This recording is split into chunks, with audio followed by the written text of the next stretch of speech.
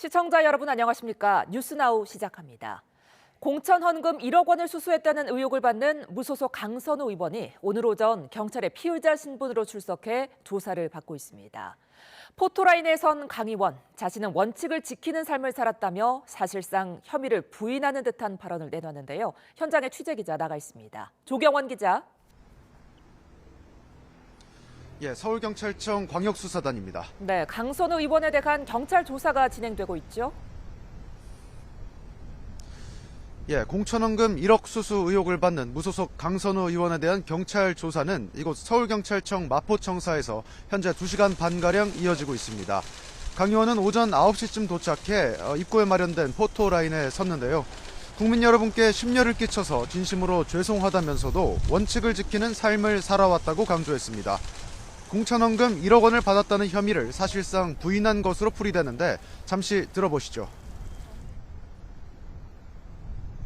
저는 제 삶에 원칙이 있고 그 원칙을 지키는 삶을 살아왔습니다.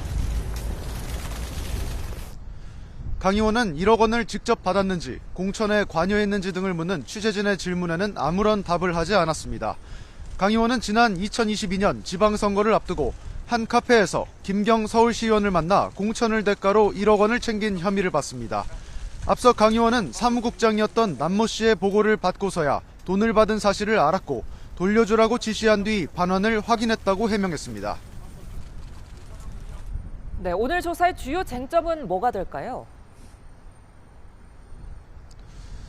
경찰은 이번 조사에서 지난 2022년 공천 헌금 1억 원이 오가던 당시의 상황을 재구성하는 데 주력할 것으로 보입니다. 앞선 조사에서 김 시의원은 남 전 사무국장이 공천 헌금으로 한 장, 즉 1억 원을 먼저 요구했고 이후 강 의원에게 직접 돈을 건넸다고 진술한 것으로 전해졌습니다. 또 남 전 사무국장은 경찰 조사에서 당시 카페에서는 1억 원 전달 사실을 몰랐다고 주장한 것으로 파악됐습니다. 1억 원을 받은 사실을 남 전 사무국장을 통해 나중에야 알게 됐다는 강선우 의원의 기존 해명과는 모두 엇갈리는 내용입니다. 이에 따라 경찰은 오늘 강 의원을 상대로 실제 돈을 받았는지, 누가 어떤 상황에서 전달했는지, 공천의 대가였는지 등을 캐물을 것으로 보입니다. 네, 김병기 의원 수사 진행 상황은 어떻습니까? 경찰은 김병기 의원의 부인이 지난 2022년 구의회 업무 추진비를 유용했다는 의혹과 관련해 어제 동작구의회 등 3곳을 압수수색했습니다. 경찰은 또 김 의원 차남의 대학 편입에 연루된 의혹을 받는 업체 대표를 최근 뇌물 등 혐의의 피의자 신분으로 전환한 것으로 확인됐습니다. 다만 경찰은 김 의원 소환에 대해서는 압수물 분석이 어느 정도 진행돼야 출석이 가능할 것으로 보인다며 아직은 신중한 모습입니다. 김 의원 측은 YTN에 사실관계를 입증할 증거를 준비하고 있다고 밝혔는데 소환 시점이 언제가 될지 주목됩니다. 지금까지 서울경찰청 광역수사단에서 YTN 조경원입니다. 더불어민주당 지도부는 어젯밤 이재명 대통령과 청와대 만찬에서 모두가 친명, 친청이라는 공감대를 확인하며 결속 의지를 다졌습니다. 국민의힘은 엿새째 이어지는 장동혁 대표의 단식을 발판 삼아 쌍특검법에 대한 응답을 요구하고 있습니다. 취재기자 연결합니다. 임성재 기자. 네, 국회입니다. 네, 만찬에서 이재명 대통령과 정청래 대표 뼈 있는 농담을 주고받으면서 결속 의지를 확인했다고요? 네, 어제 저녁 청와대에선 2시간 40분 동안 이 대통령과 정청래 대표, 신임 최고위원 등 민주당 지도부가 만찬을 진행했습니다. 어제 정청래 대표의 공약 1인 1표제 추진을 두고 지도부 간 갈등 양상이 공개석상에서 드러나기도 했는데요. 이 대통령은 정 대표에게 첫마디로 혹시 반명이십니까? 라는 농담을 던졌고 정 대표가 모두가 친명이고 친청, 즉 친청와대라고 답하면서 자리가 화기애애했다는 전언입니다. 특히 이 대통령은 반명이 어디 있느냐며 우리를 자꾸 싸움 붙이려는 건지 갈라치기 하려는 것인지 언론에 반명 명청 대결이라는 표현이 있다고 발언한 것으로 전해졌습니다. 어제 해당 행위 발언으로 공개 충돌한 강득구 최고위원과 박수현 수석대변인 역시 이구동성 오해를 풀었다고 단합했습니다. 이렇게 갈등의 불씨는 일단 봉합되는 분위기지만 다음 달 2일 당 중앙위 표결에 붙여질 1인 1표제를 두고 완전히 이견을 차단했다고 보긴 어렵다는 전망도 나옵니다. 이번 만찬에선 또 최근 당정 간 이견 양상을 보인 중수청, 공소청 설치 법안에 대해 공청회 등을 통해 충분한 의견 수렴을 하겠다는 당의 의사도 다시금 전달된 것으로 알려졌습니다. 실제로 민주당은 조금 전부터 국회에서 공청회 성격의 정책 의원총회를 열어 전문가와 시민의 목소리를 듣고 있는데요. 정청래 대표는 모두 발언에서 충분한 논의와 수기를 강조하면서도 수사기소 분리의 대원칙은 흔들리지 않을 거란 점을 명확히 했습니다. 들어보겠습니다. 검찰 부패의 뿌리는 수사와 기소권 독점에 있습니다. 검찰에게 한시적으로 수사권을 부여했던 것입니다. 그것을 이제 제자리로 돌려놓자는 것입니다. 이에 따라 민주당 내에서 검찰청 시즌2라는 지적이 나온 정부 안의 중수청, 공수청 구조와 수사 범위를 두고 찬반 토론이 이어지고요. 또 이 과정이 유튜브로 실시간 중계되면서 일반 시민들의 댓글 질문이 달리고 있고 이에 대한 답변도 이뤄질 예정입니다. 민주당은 설 연휴 전 결론을 내린다는 목표인데 모레는 의원들을 중심으로 추가 의견 수렴 절차도 가질 예정입니다. 네, 장동혁 대표의 단식이 이어지고 있는 국민의힘은 대여 전략 마련에 고심하고 있죠. 네, 통일교 게이트와 공천 뇌물특검 수용을 요구하며 곡기를 끄는 장동혁 대표의 단식이 오늘로 엿새째를 맞고 있습니다. 이 보수 인사들의 발길이 이어지는 가운데 오늘은 유승민 전 의원이 단식 농성장을 찾았습니다. 유 전 의원은 당이 위기에 놓였을 때 모두가 하나가 돼 보수 재건을 위한 해결책을 찾아야 한다며 장 대표에게 힘을 실었습니다. 또 소장파 모임인 대안과 미래도 농성장을 찾아 장 대표의 단식을 지지했고요. 내일은 해외 출장에서 귀국한 개혁신당 이준석 대표가 방문해 추가 연대 전략을 모색할 것으로 전해졌습니다. 하지만 한동훈 전 대표 제명 징계 문제와 장 대표 단식을 연결짓는 시각이 우세한 것도 사실입니다. 다만 지도부는 한 전 대표와 단식은 전혀 관계가 없다며 지금 중요한 건 특검에 대한 민주당의 입장 변화라고 강조하고 있는데요.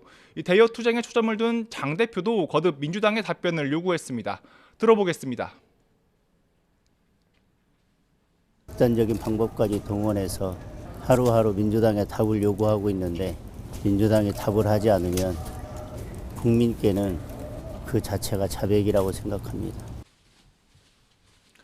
국민의힘은 또 장 대표 단식의 동력을 이어가기 위해 11시부터 청와대 앞을 찾아 현장 의원총회 쌍특검 촉구 규탄 대회를 진행했는데요.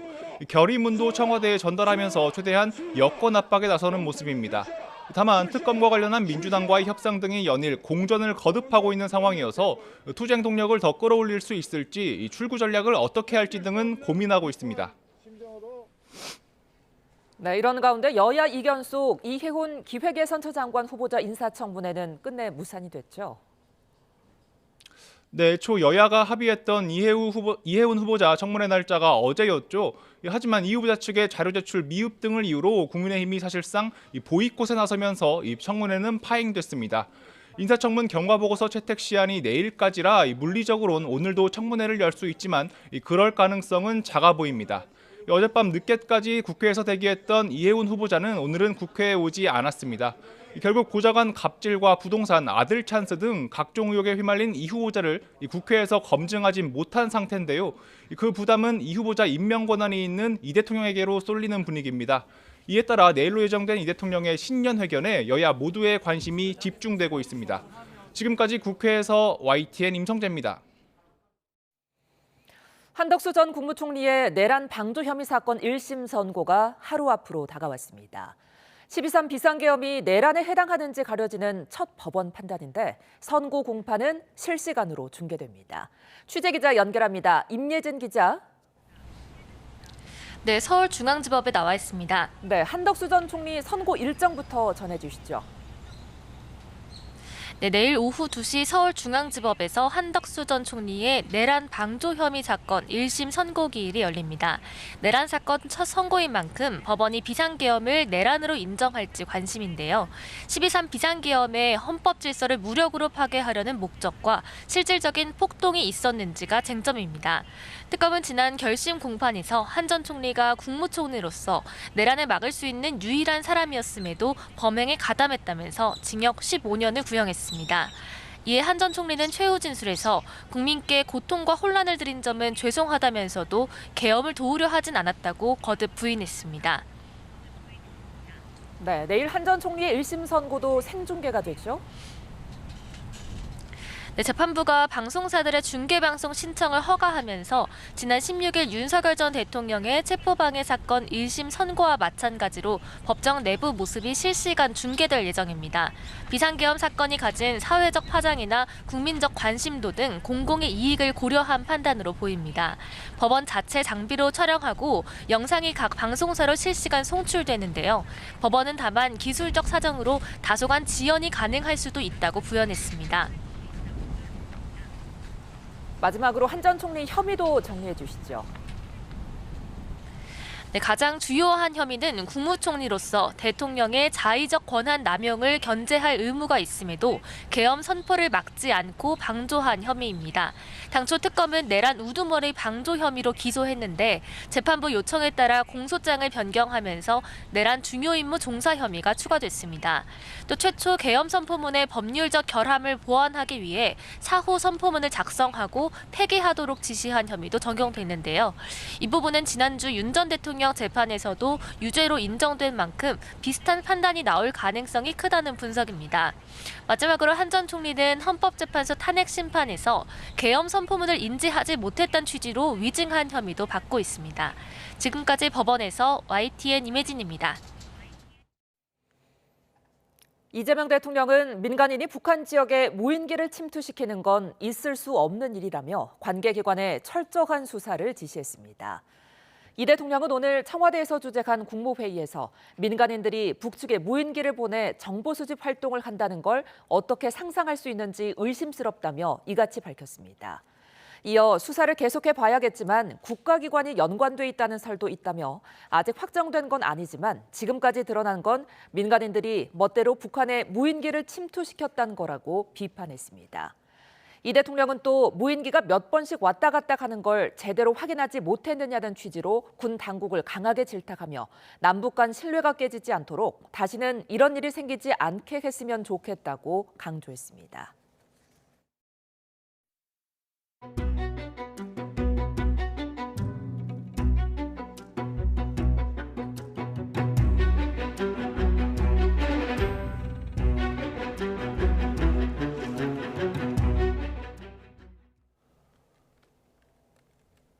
네, 24절기의 마지막 절기 대한인 오늘 이른 대로 전국이 꽁꽁 얼어붙었습니다. 추위가 가장 매서운 강원 지역은 특히 더 심한데요.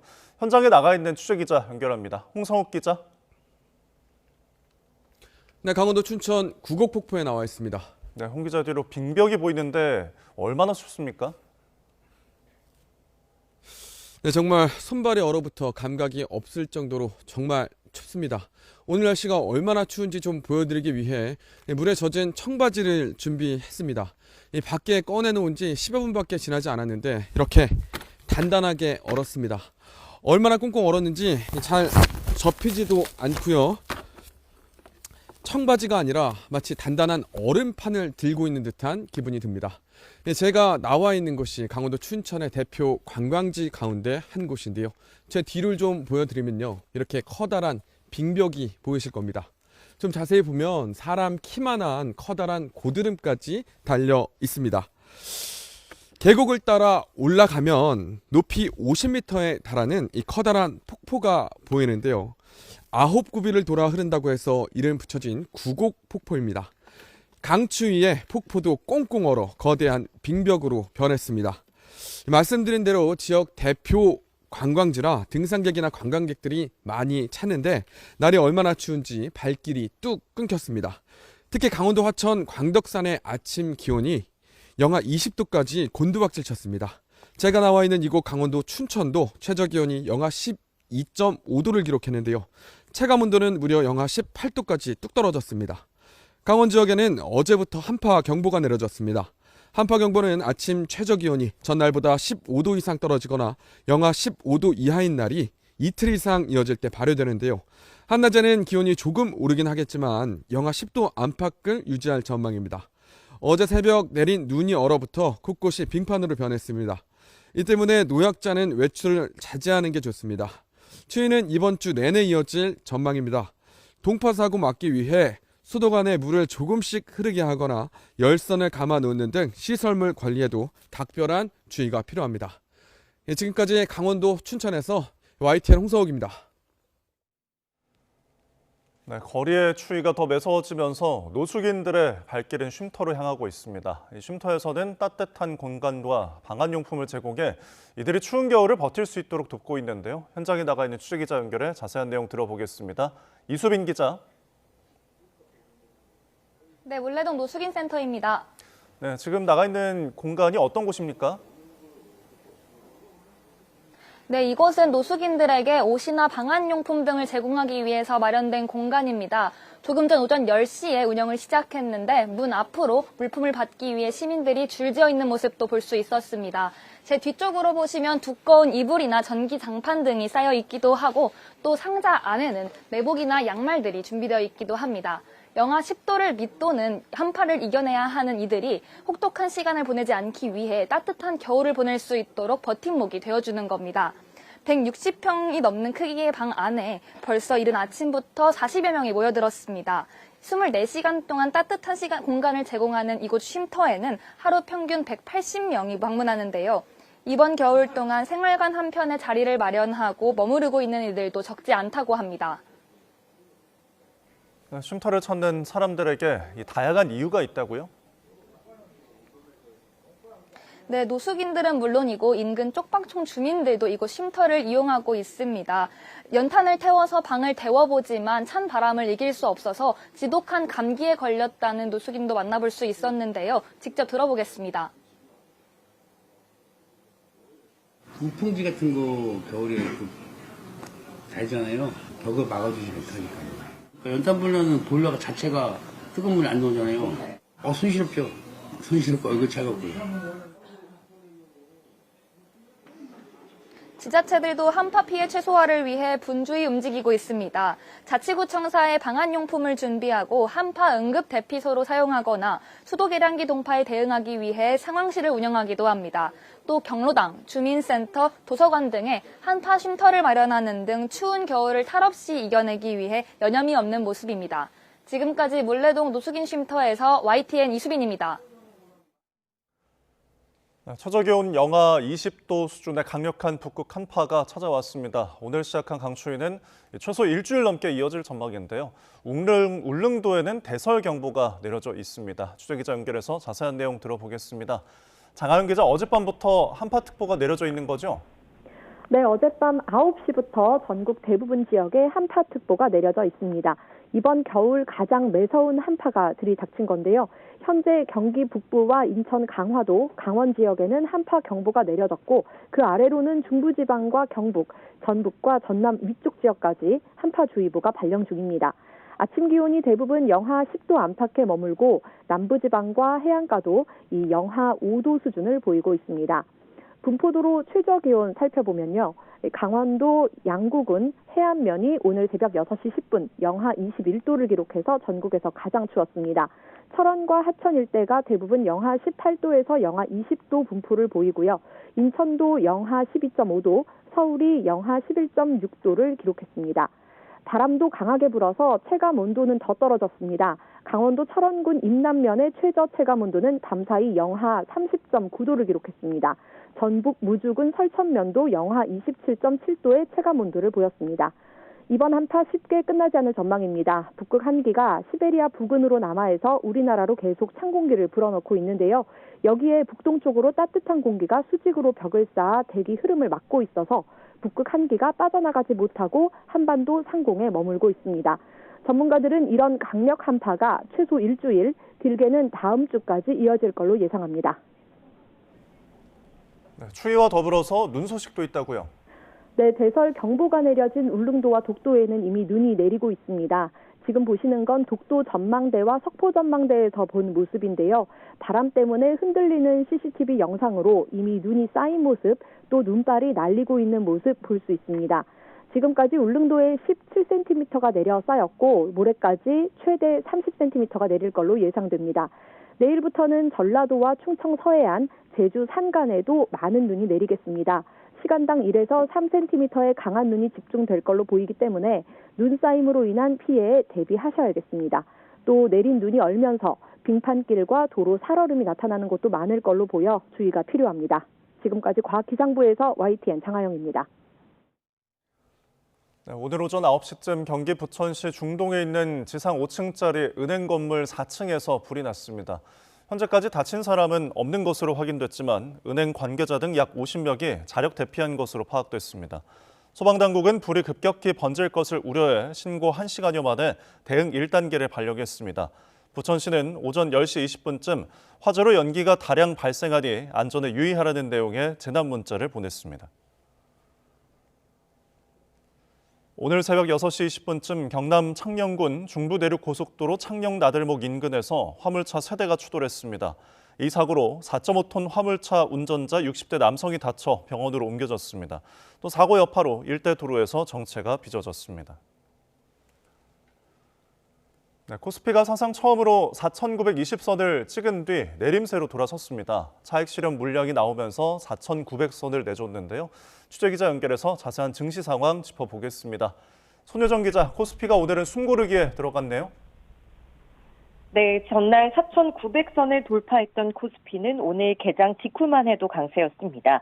장 초반 사상 처음으로 4,920선까지 올라섰는데요.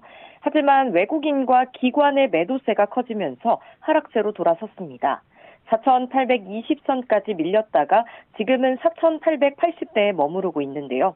개인이 1조 원 가까이 주식을 순매수하고 있지만 외국인과 기관이 각각 4,400억 원, 6천억 원어치 주식에 순매도하고 있습니다. 그린란드로 촉발된 미국과 유럽의 무역 갈등, 트럼프발 관세 우려가 시장의 불확실성을 키운 영향으로 풀이됩니다. 또 급등한 종목을 위주로 차익 실현 물량도 쏟아졌는데요. 그동안 지수 상승을 이끌었던 반도체 대장주도 큰 폭으로 떨어졌습니다. 삼성전자와 SK하이닉스 모두 2% 넘게 떨어져 각각 14만 5천 원대, 74만 2천 원대를 기록하고 있습니다. 어제 16% 급등했던 현대차는 오름세로 돌아서서 다시 48만 원대에 안착했습니다. 코스닥 지수는 0.5% 오른 973으로 개장했습니다. 개인과 기관의 매수세가 유입되면서 1% 넘는 강세를 이어가고 있습니다. 반면 원달러 환율은 사흘째 오름세입니다. 1,474.5원에서 출발했는데 오름폭이 장중에 더 커지면서 지금은 1,479원대까지 올라섰습니다. 지금까지 한국거래소에서 전해드렸습니다. 네, 이재명 정부의 대표적 정책 펀드인 국민참여형 국민성장펀드에 대한 세제 혜택안이 확정됐습니다. 3년 이상 장기 투자할 경우 최대 40%를 소득공제하고 배당 소득에 대해서는 9% 분리 과세하기로 했습니다. 취재기자 연결해 보겠습니다. 이승은 기자, 자세한 내용 전해주시죠.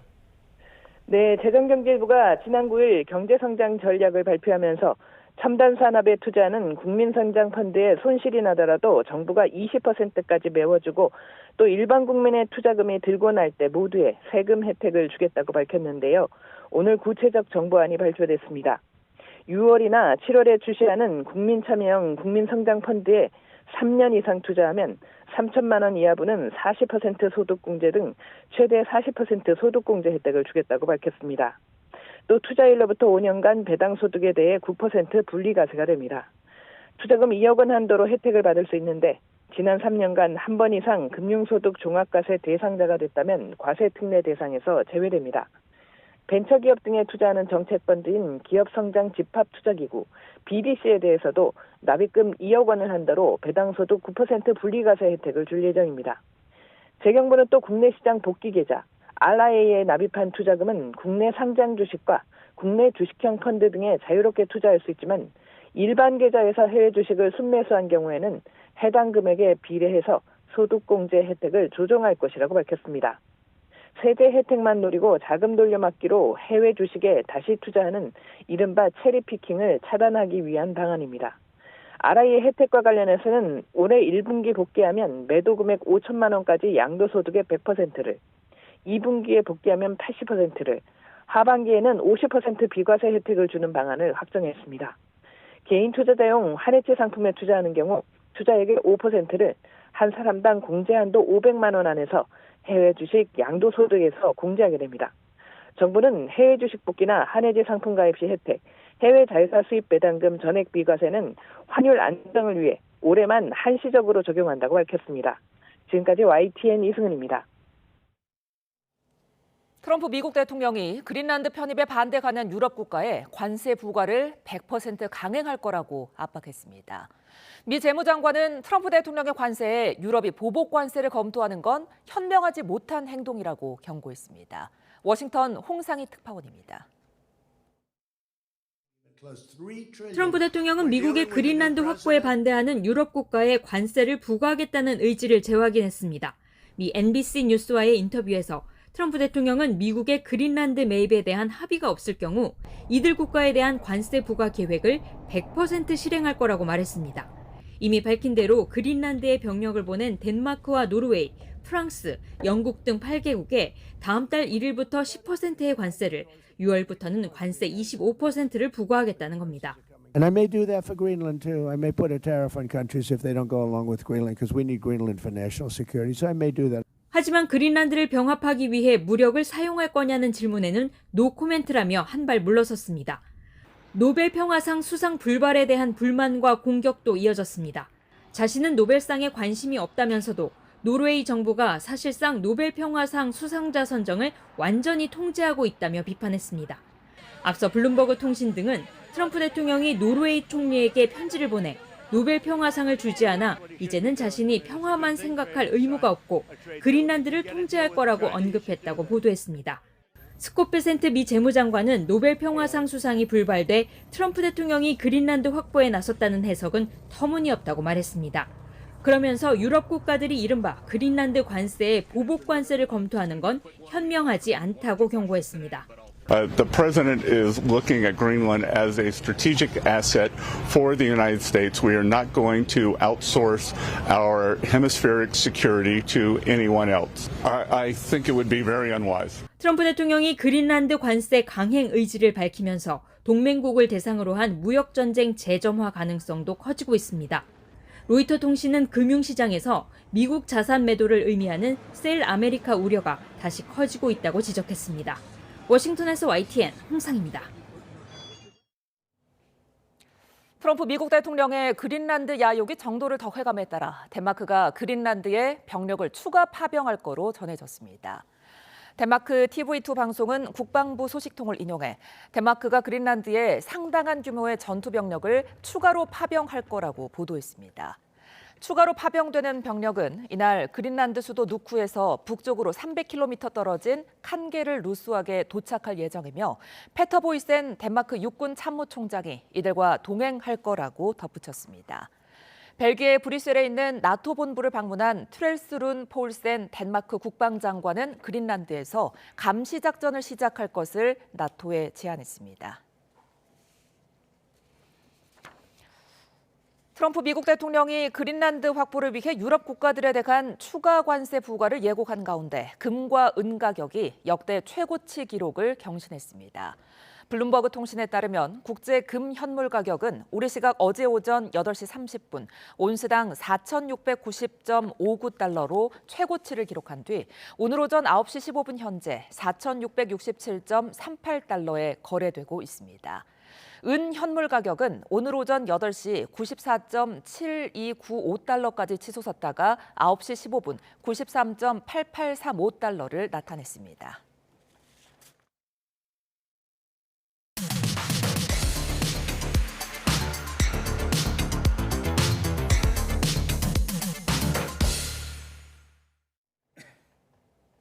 각이 살아있는 정치평론 시사정각 시작합니다. 오늘도 각이 서는 두 분 모셨습니다. 김상일 정치평론가, 최직년 변호사와 함께 이야기 나눠봅니다. 안녕하십니까? 네, 안녕하십니까? 안녕하세요. 자, 어제 이해운 기획예산처 장관 후보자 청문회가 이제 시작도 하지 못하고 파행이 됐습니다. 이제 자료 제출을 둘러싸고 대치를 이어갔는데 야당에서는 15%밖에 안 냈다. 하지만 이해운 후보자는 75%나 제출했다. 이렇게 이제 반박하면서 서로 말이 달라지고 있는데 어떻게 보고 계세요? 기준이 다른 거죠. 네, 그러니까 이것만 봐도 기준이 다르죠. 근데 여야가 정권이 바뀔 때마다 또 기준이 달라요. 예. 그럼 국민들은 어떤 판단을 해야 되죠? 네?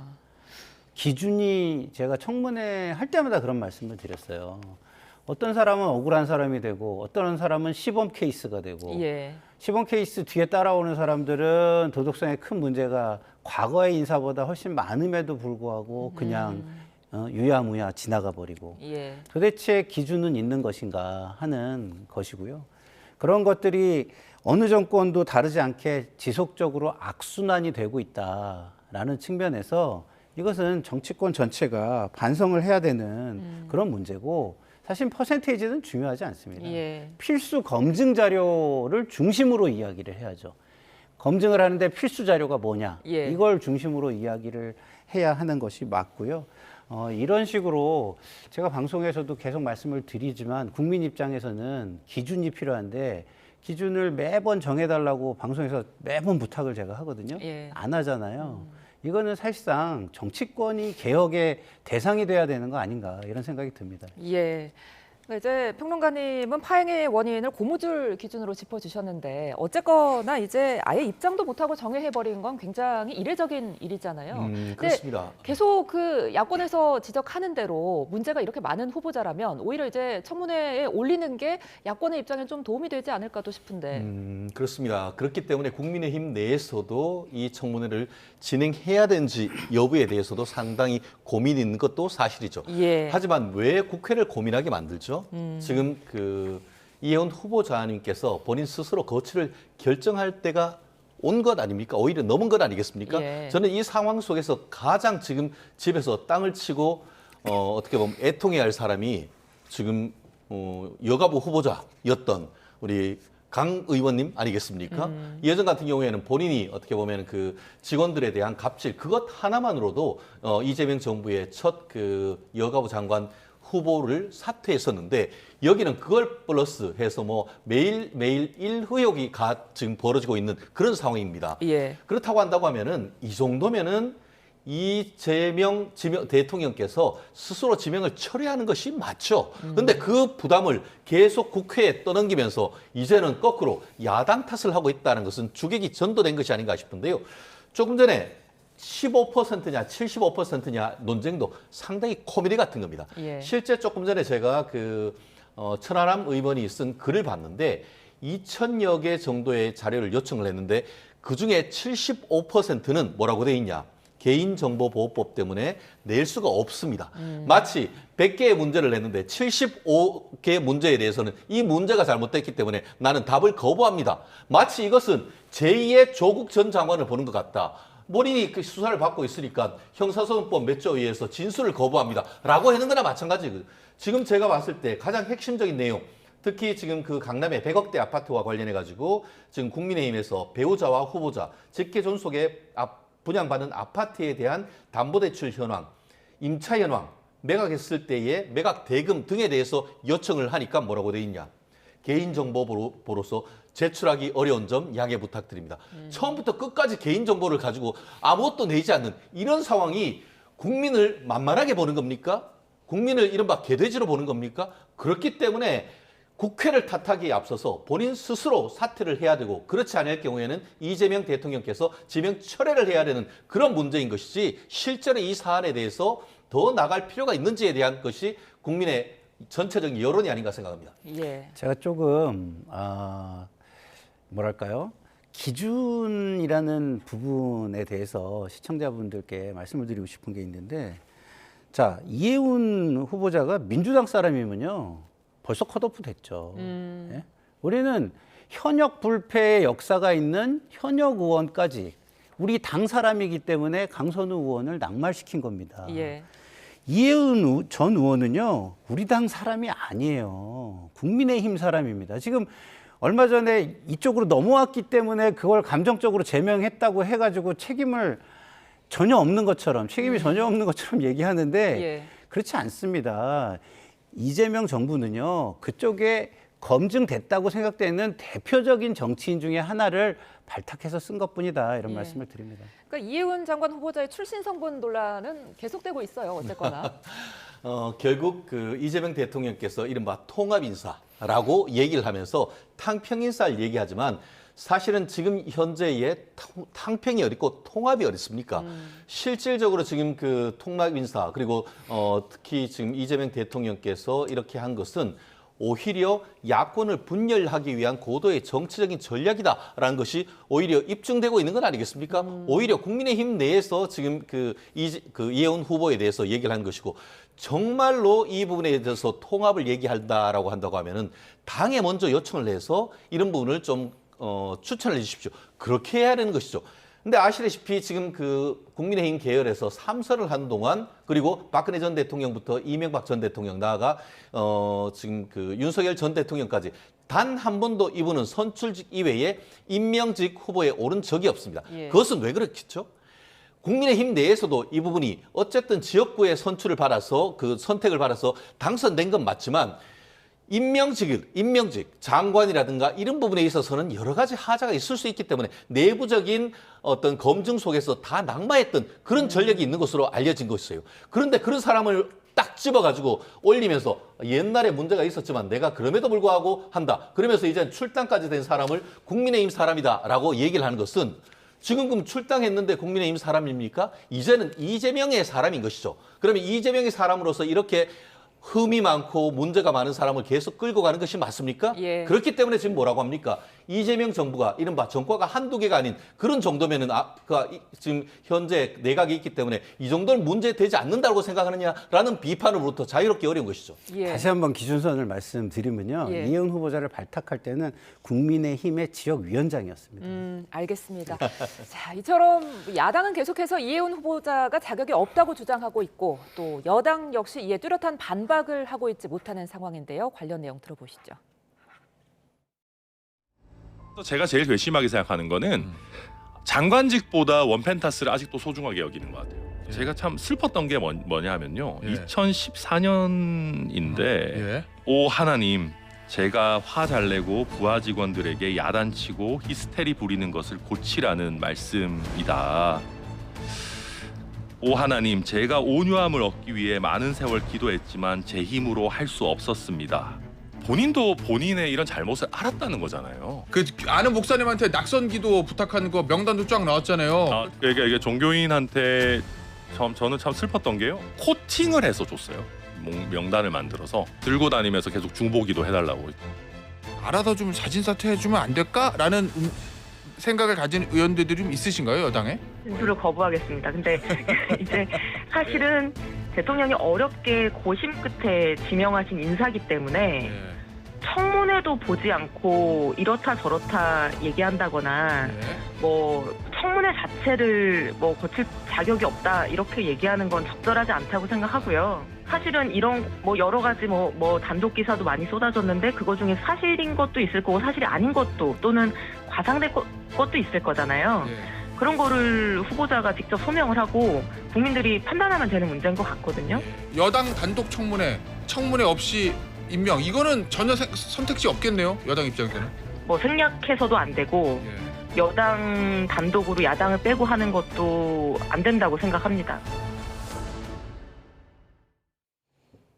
네, 개혁신당 천하람 의원 이번에 뭐 거의 이혜원 후보자 저격수가 된 듯한 모습인데 아까 발언에서 좀 눈에 띄었던 게 아직도 이 후보자가 장관직보다 원펜타스가 더 중요하다고 생각하는 거 아니냐 이런 부분이었거든요. 어떻게 들으셨어요? 과거에 원펜터스가 더 중요하다. 이게 이제 부동산이 더 중요하다 생각하는 사람들은 자리를 던지고 나갔죠. 네. 그렇기 때문에 뭐 그거라기보다는 지금 어쨌든 수세 국면에 있어서 뭐 그런 것까지 이렇게 천하람 의원이 코치를 좀 미리 해줬으면 생각을 했을 텐데 생각을 못하는 거 아닌가 이런 생각이 좀 들고요. 저는 이소영 의원이 한 말씀 중에서 청문회를 생략해서도 안 되고 야당을 빼고 해서도 안 된다. 이 말은 좀 다시 생각하셨으면 좋겠는 게 야당을 빼고라도 하는 노력을 저는 해야 된다고 봅니다. 왜냐하면 도덕성 검증은요. 지금 국민의힘의 몫입니다.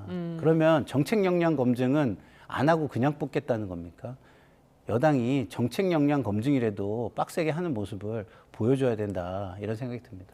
또 한 가지 이제 눈에 띄었던 부분이 그 비망록 부분입니다. 천하람 의원이 공개한 부분이고요. 아직까지는 이게 뭐 이 후보자가 실제로 썼는지 안 썼는지는 확인이 되지 않습니다만 만약에 실제로 이 후보자가 썼다면 자신의 어떻게 보면 그 갑질 논란을 이미 알고 있었던 거잖아요. 이런 부분은 어떻게 보셨어요? 저는 히스테리 이렇게 본인을 키워드를 썼더라고요. 예. 아마 그 지금 언론 보도를 보니까 이런 부분을 밝힌 부분에 대해서 무슨 그 이혜원 후보 측이 그걸 밝힌 데 대해서 법적인 책임을 묻겠다라는 그런 언론 보도도 나오는데요. 예. 사실관계는 좀 더 확인을 해봐야겠습니다. 예.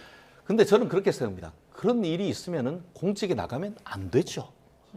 본인 사업하면 되는 거 아닙니까? 본인이 사업하면서도 직원들한테 그러면은 거꾸로 고용노동부에게 고용노동부에 끌려가가지고 조사를 받아야 됩니다. 그런데 하물며 선출직 공무원으로서 국회의원으로서 삼성 국회의원으로서 애지중지 집에 있는 가족들 생각하면은 본인 가족들은 직주 근접 바로 인근에 있어 군 생활을 하고 자기 지금 다른 집 귀한 자식한테는 야 내가 너를 죽이고 싶다. 예. 거기다가 IQ가 한 잔이냐.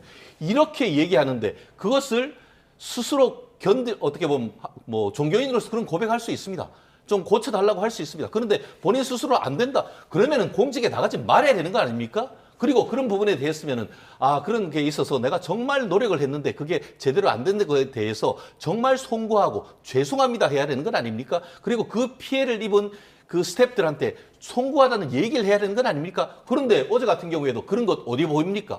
결국 국민의 눈높이에 한참 떨어져 있는 이런 모습을 보면서 정말 한탄스럽다라고 얘기를 할 수밖에 없는데요. 예. 그러면서 어제 뭐라고 했습니까? 이 상황 속에서 스스로 거취를 결정할 생각이 있느냐 했을 때 쉽게 말하면 택도 없습니다. 이런 지금 반응을 보이고 있잖아요. 과연 이러한 모습이 국민의 눈높이에 맞는가? 과연 이재명 정부의 눈높이에 맞는가? 예. 오히려 계속 이렇게 갈 경우 이재명 정부는 원래 다 저래? 이럴까 저는 두렵습니다. 자, 국민의 눈높이에 맞느냐 이런 부분에 있어서 이제 같은 선상에서 또 좀 궁금한 게 네. 아까 이제 천하람 의원이 공개한 내용 중에 동료 의원들의 낙선 기도가 있었거든요. 어떻게 보세요? 국민의 눈높이에 맞지 않는다는 거는 예. 여론조사를 통해서 이미 나와 있죠. 예.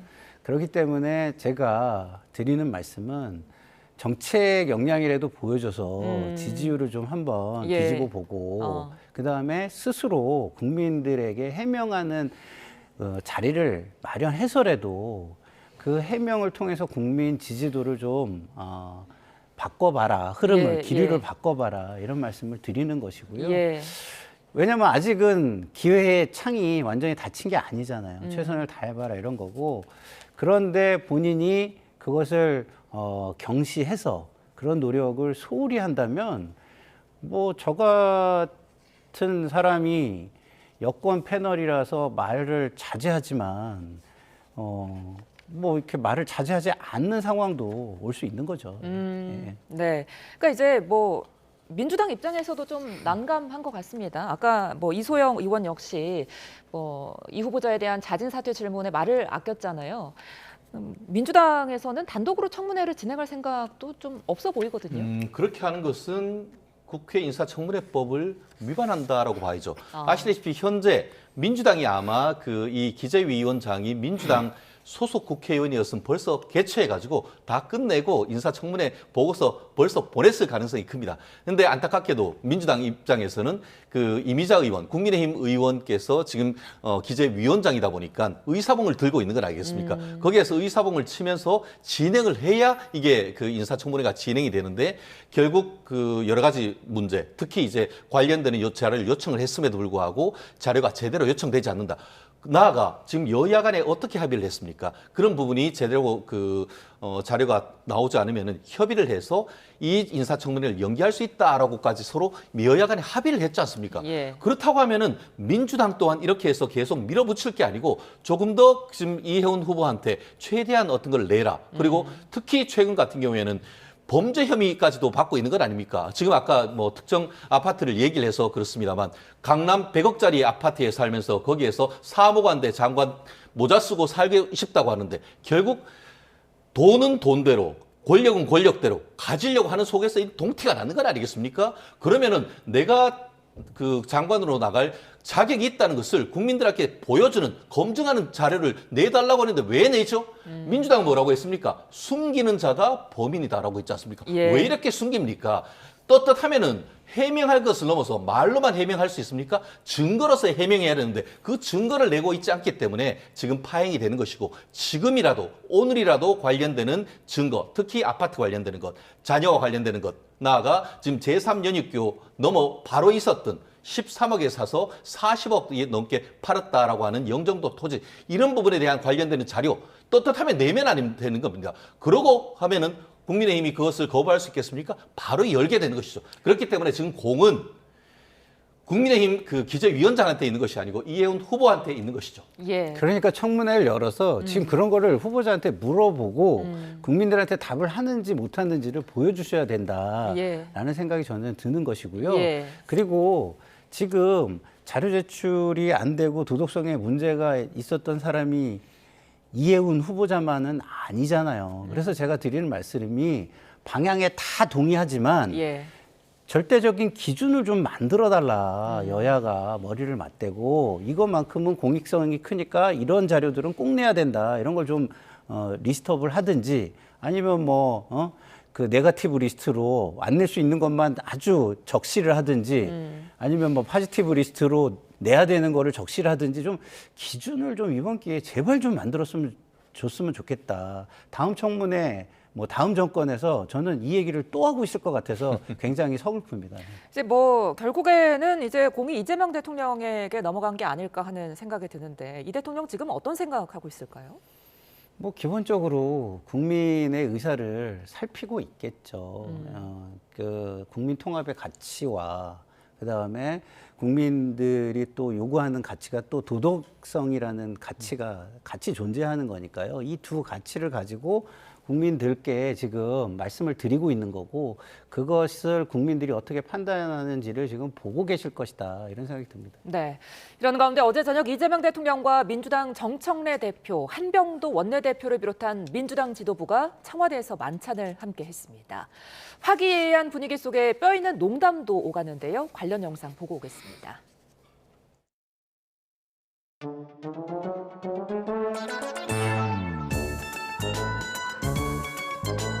대통령이 정 대표에게 반명입니까 물으니까 우리 모두 친명 친척입니다. 그러니까 처음에 이제 그 아이스 브레이킹이라고 할까요? 하면서 농담 반 이렇게 하면서 그것 때문에 빵 터졌죠.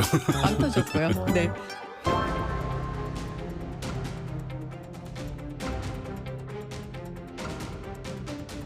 선거룰을 개정한 당사자들이 곧바로 그 규칙에 따라 선출된다면 셀프 개정이라는 비판을 피하기 어렵습니다. 해당행위 운운하면서 입틀막 하는 것은 민주주의의 정신을 저버리는 것이고요.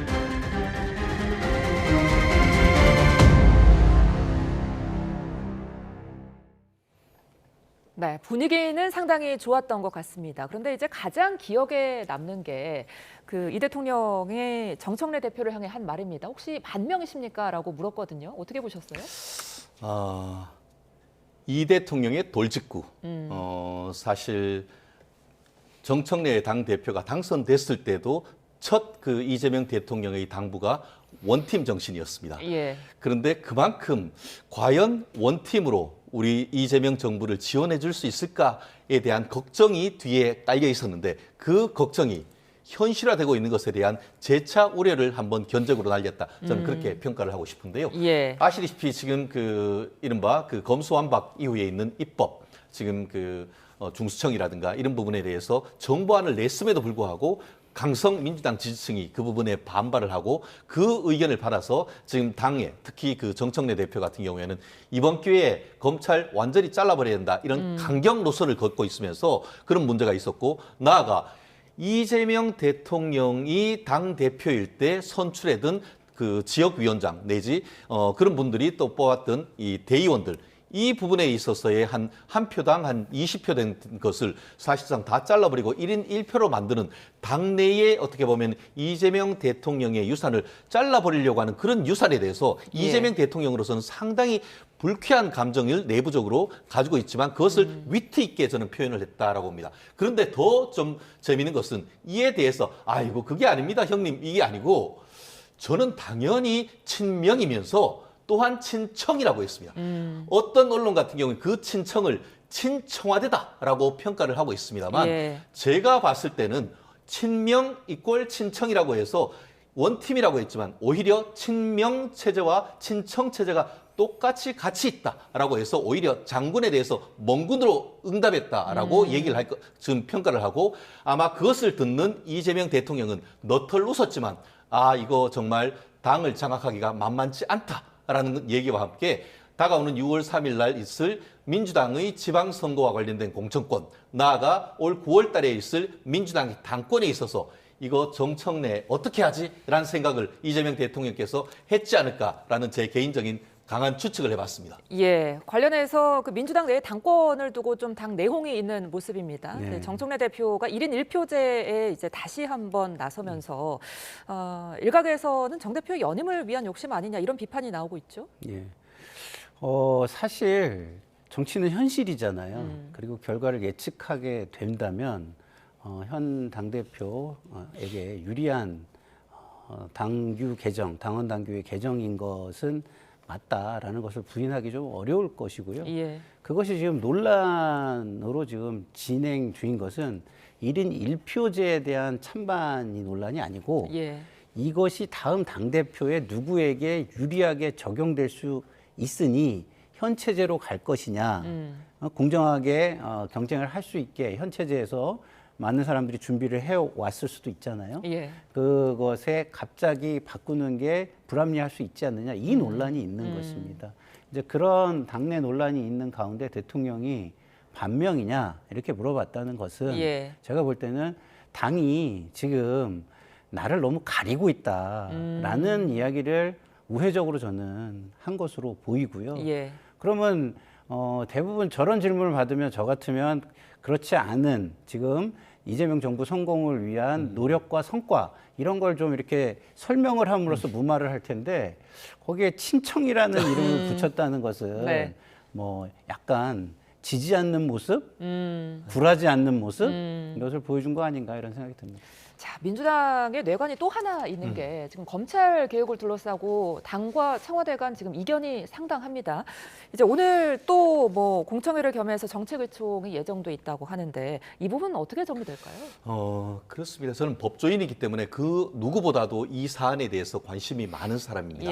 저는 근본적으로 검찰의 수사권을 완전히 박탈을 하고 그 모든 것을 경찰에 몰아줘서 이른바 경찰 국가가 되고 그 경찰 국가를 사실상 대통령이 움켜쥐는 그런 식으로 해서 권력에 대해서 수사가 제대로 되지 않는 이런 어떤 사법 정의가 무너지는 모습에 대해서 예측을 했었던 것이고 실제 그런 슬픈 예감은 실현되고 있는 건 아니겠습니까? 그렇다고 한다고 하면은 이재명 대통령도 대통령 이전에 법조인으로서 이 부분을 너무나 잘 알고 계실 겁니다. 그렇기 때문에 지금 정부안 같은 경우에는 최소 어떻게 보면 경찰을 견제할 수 있는 최소한의 견제 장치라도 두자라고 얘기를 하고 있는데 지금 그 이른바 민주당의 강성 지지층이라고 하는 개딸 같은 경우에는 그게 무슨 말이냐.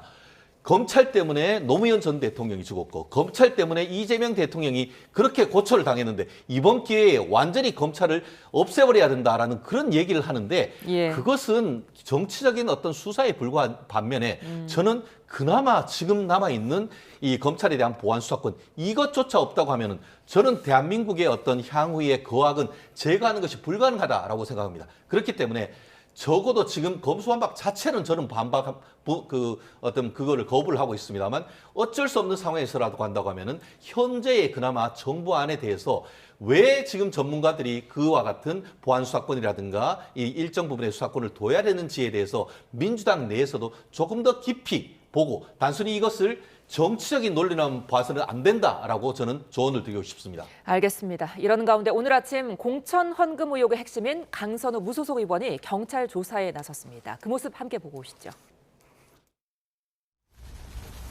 오늘 첫 출석인데 어떤 얘기 하실 예정인가요? 이런 일로 국민 여러분께 심려를 끼쳐서 진심으로 죄송합니다. 있는 그대로 사실대로 성실하게 조사에 임할 것입니다. 저는 제 삶에 원칙이 있고 그 원칙을 지키는 삶을 살아왔습니다.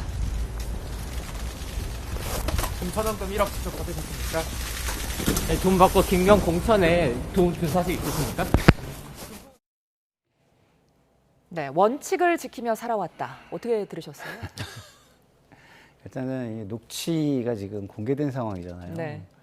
그러면 그런 거에 대한 설명 없이 저렇게 얘기하는 거는 좀 뭐 지금의 상황과 상관없이 뭉개고 가겠다라의 예. 전략이에요. 우리가 항상 그렇잖아요. 사과를 할 때나 아니면은 어떤 거에 대한 의혹을 해소할 때나 모든 것을 일반화시킨 거나 뭉뚱그리는 게 이제 하나의 큰 방어 전략인데 저렇게 얘기하는 것은 그냥 국민들이 궁금한 점에 대해서는 답하지 않는 전략을 취한 것이기 때문에 적어서 국민들이 좋게 보기는 조금 어려울 것 같다라는 생각이 좀 듭니다.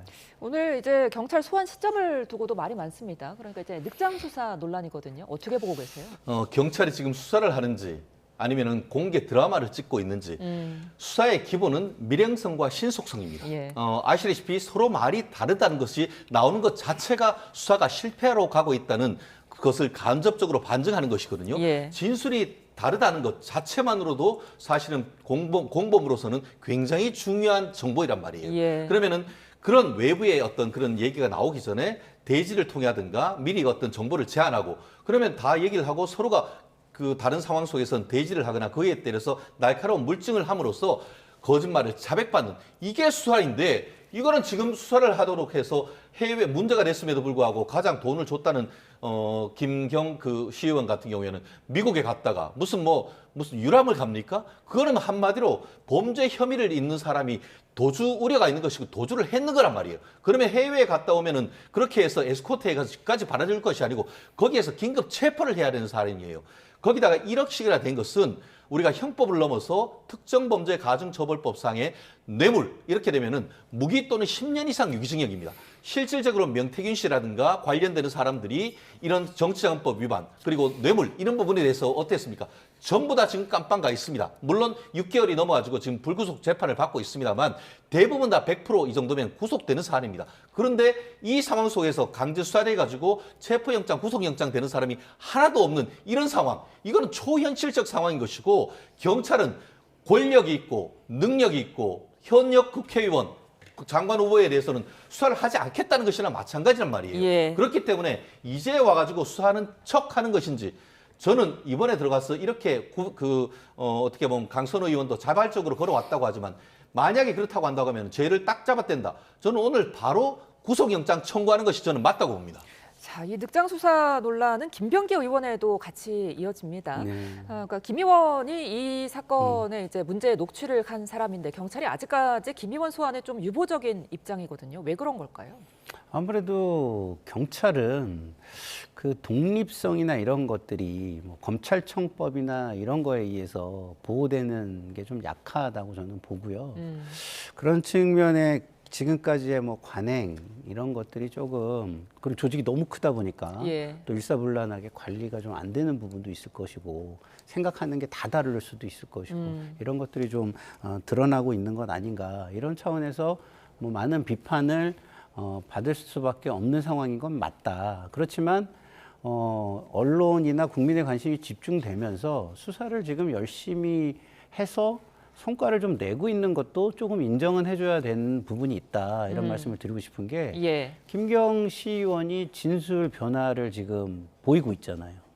이게 변화된 입장이 일관되게 재판까지 간다면 그거는 수사의 성과죠. 그런 측면도 저는 좀 봐줘야 된다 이런 말씀을 드리고 싶습니다. 네.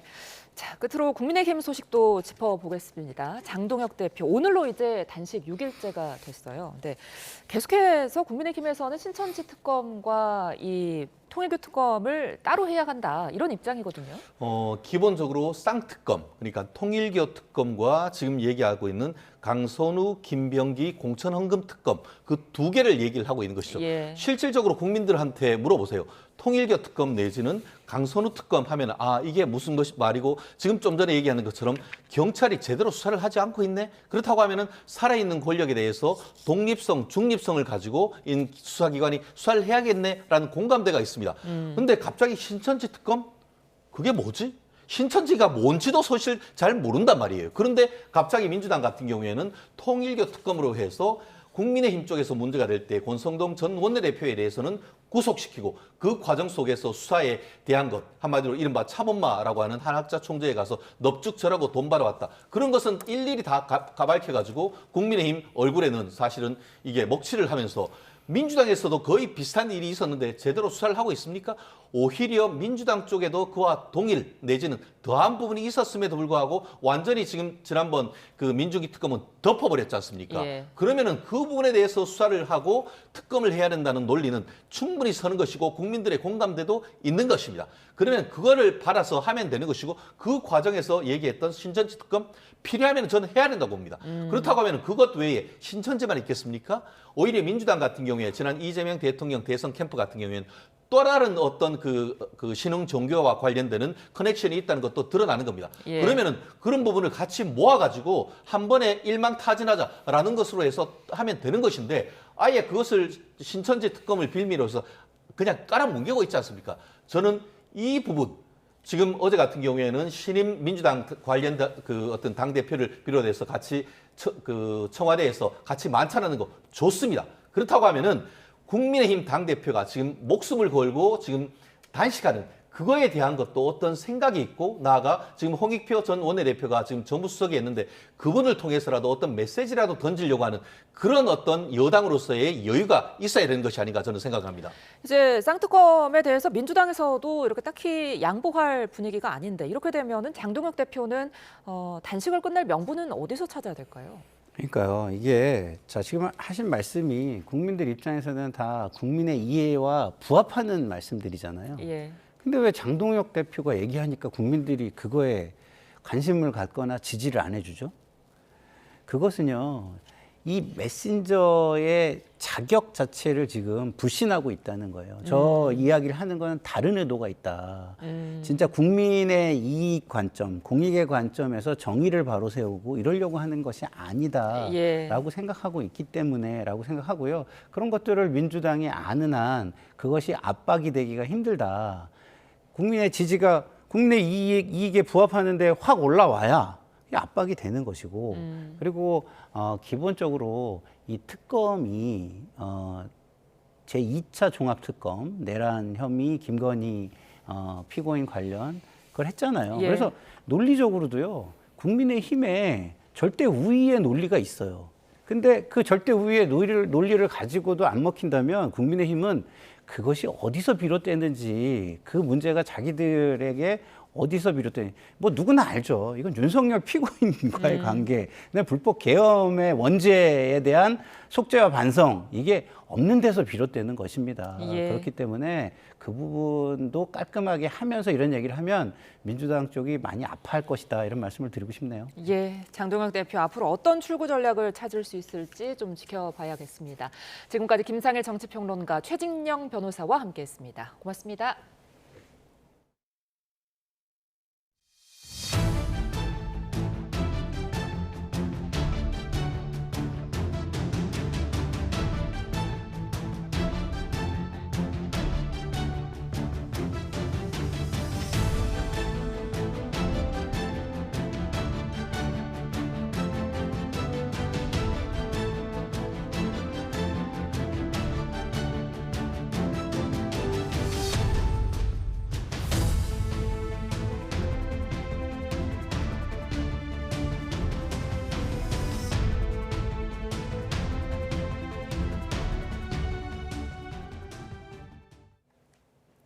1억 원 공천 헌금 의혹 관련 녹취록이 공개된 지 22일 만에 무소속 강선우 의원이 처음으로 경찰에 출석했습니다. 서울경찰청 공공범죄수사대는 오늘 오전 9시부터 강 의원을 피의자 신분으로 불러 조사하고 있습니다. 강 의원은 지난 2022년 지방선거를 앞두고 김경 서울시 의원으로부터 공천 헌금 1억 원을 수수한 혐의를 받는데 강 의원은 경찰에 출석하며 자신의 삶에 원칙이 있고 원칙을 지키는 삶을 살아왔다며 사실상 혐의를 부인했습니다. 강 의원의 발언 직접 들어보시죠. 첫 출석인데 어떤 얘기 하실 예정인가요? 이런 일로 국민 여러분께 심려를 끼쳐서 진심으로 죄송합니다. 있는 그대로 사실대로 성실하게 조사에 임할 것입니다. 저는 제 삶에 원칙이 있고 그 원칙을 지키는 삶을 살아왔습니다. 공천 헌금 1억 직접 받으셨습니까? 네, 돈 받고 김경 공천에 도움 준 사실 있으십니까? 통일교와 신천지의 정교유착 의혹을 수사하는 합수본이 정치권에서 활동했던 신천지 전 간부를 소환했습니다. 검경 합동수사본부는 오늘 오전 신천지 청년회장을 지낸 차모 씨를 참고인 신분으로 불러 조사하고 있습니다. 차 씨는 지난 2010년 새누리당의 전신인 한나라당에서 부대변인을 지냈던 거로 전해졌습니다. 합수본은 신천지가 조직적으로 신도들을 당원으로 가입시켰다는 의혹을 수사하고 있습니다. 어제 저녁 7시 40분쯤 경북 울진군 평해읍의 도로에서 택시가 앞서가던 트랙터를 들이받았습니다. 이 사고로 60대 택시 운전기사가 숨졌고 승객 2명도 다쳐 병원으로 옮겨졌습니다. 경찰은 택시 운전기사가 트랙터를 미처 보지 못한 거로 보고 사고 원인을 조사하고 있습니다. 오늘 새벽 1시 40분쯤 경북 구미시 광평동 경부고속도로 구미나들목 근처에서 서울 방향으로 달리던 대형 화물차가 앞에 있던 다른 화물차를 들이받았습니다.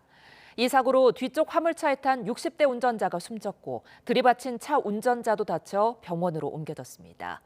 경찰은 앞에 있던 화물차가 나들목에 진입하려고 고속도로에서 후진하다가 뒤따르던 차와 부딪힌 거로 보고 사고 경위를 조사하고 있습니다. 인천의 한 중증 발달장애인 거주시설에서 장애 여성들이 시설 대표에게 성폭력을 당했다는 의혹과 관련해 경찰이 수사를 확대했습니다. 입퇴소자 19명의 피해 진술이 담긴 심층조사 보고서를 제출받아 추가 피해자 조사에 나섰습니다. 표정호 기자입니다. 인천 강화군에 있는 중증 발달장애인 시설 색동원입니다. 지난해 3월 이곳 시설 대표 A씨가 입소한 여성 장애인들을 반복적으로 성폭행했다는 신고가 경찰에 접수됐습니다. 피해자 4명을 특정한 경찰은 지난해 9월 시설을 압수수색하고 이곳에 있던 장애 여성들을 다른 시설로 옮겼습니다. 또 A씨를 성폭력 처벌법상 장애인 강간과 강제추행 등 혐의로 입건했습니다. 여기에 대해 경찰은 국내 한 대학연구팀이 지난달 초 색동원 입퇴소자들을 상대로 이틀 동안 진행한 심층조사 결과를 바탕으로 수사를 확대하고 나섰습니다.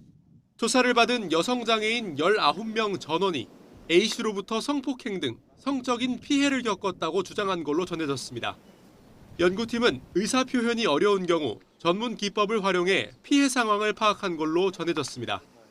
조사를 의뢰한 강화군은 남아있는 남성장애인들에 대해서도 즉시 심층조사해 학대 정황이 확인되면 신고하고 전원 조치할 예정이라고 밝혔습니다. 또 경찰에서 A씨를 기소 의견으로 송치하면 해당 시설에 대한 폐쇄 조치 등 행정처분을 내릴 예정이라고 설명했습니다. A씨는 색동원과 협회장을 맡은 인천장애인복지시설협회 업무에서 배제됐습니다. 경찰은 보고서에 담긴 여성들의 진술을 토대로 수사에 속도를 낸다는 방침인데 시민단체들로 구성된 공동대책위원회는 인천시와 강화군에 해당 시설을 즉각 폐쇄하고 법인 설립 허가를 취소하라고 촉구했습니다. YTN 표정우입니다. 어젯밤 서울 전역에 발효된 한파주의보에 밤사이 개량기 동파 3건이 발생한 거로 집계됐습니다. 한랭 질환자 등 인명피해는 없었고 수도 간 동결도 발생하지 않았습니다.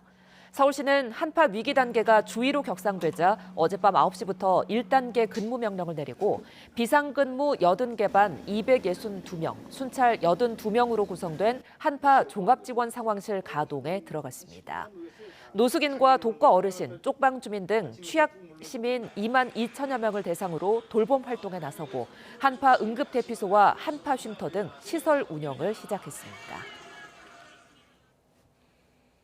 고속도로 공사 현장에서 노동자가 숨진 사고와 관련해 경찰이 포스코 ENC 관계자들을 재판에 넘겼습니다. 창원지방검찰청 마산지청은 산업안전보건법 위반 혐의 등으로 현장 소장 50대 A씨를 구속 기소하고 공사팀장 등 2명은 업무상 과실치사 혐의로 불구속 기소했습니다. A씨 등은 지난해 7월 함양 울산고속도로 의령나들목 공사 현장에서 60대 노동자가 천공기에 끼어 숨진 사고와 관련해 천공기 덮개를 설치하지 않는 등 안전조치 등을 다하지 않은 혐의를 받습니다. 지난해 중대재해가 잇따른 포스코 ENC에 대해 고용노동부가 산업안전보건감독을 벌인 결과 총 403건의 위반 행위가 적발됐습니다. 고용노동부는 포스코 ENC가 시공 중인 55개 공사 현장에서 안전난간 미설치, 굴착면 붕괴 방지 조치 미흡 등 30건의 법 위반 사항을 확인해 사법 처리를 진행 중이라고 밝혔습니다. 공사 현장과 본사에서 안전교육 미실시, 안전관리자 미선임 등 산업안전보건법을 위반한 행위 373건에 대해선 과태료 7억 6천만 원을 부과했다고 전했습니다. 식품의약품안전처가 구강용품에 써서는 안 되는 트리클로산이 검출된 애경산업 2080 치약에 대한 실태조사 결과를 발표합니다. 식약처는 오늘 오후 2시 브리핑에서 2080 치약이 만들어진 중국 제조소 현지 실사 내용과 향후 대책 등을 밝힐 예정입니다. 앞서 애경산업은 2080 치약에서 사용이 금지된 보존제 성분인 트리클로산이 나왔다며 식약처에 신고하고 자체 회수에 들어갔습니다. 회수 대상은 2080 베이직 치약과 2080 데일리 케어 치약 등 6종으로 중국 도미사가 만들고 애경산업이 수입해 판 제품입니다. 네, 경찰이 증거인멸 등의 혐의를 받고 있는 헤럴드 로저스 쿠팡 한국법인 임시 대표에게 3차 소환을 통보했습니다. 1, 2차 소환을 모두 불응한 건데 로저스 대표는 지난 1일 출국한 뒤에 돌아오지 않고 있습니다. 유서연 기자입니다. 쿠팡의 대규모 개인정보 유출 사건을 수사하는 경찰이 헤럴드 로저스 쿠팡 한국법인 임시 대표의 3차 출석을 요구했습니다. 증거인멸 등 혐의 피의자 신분입니다.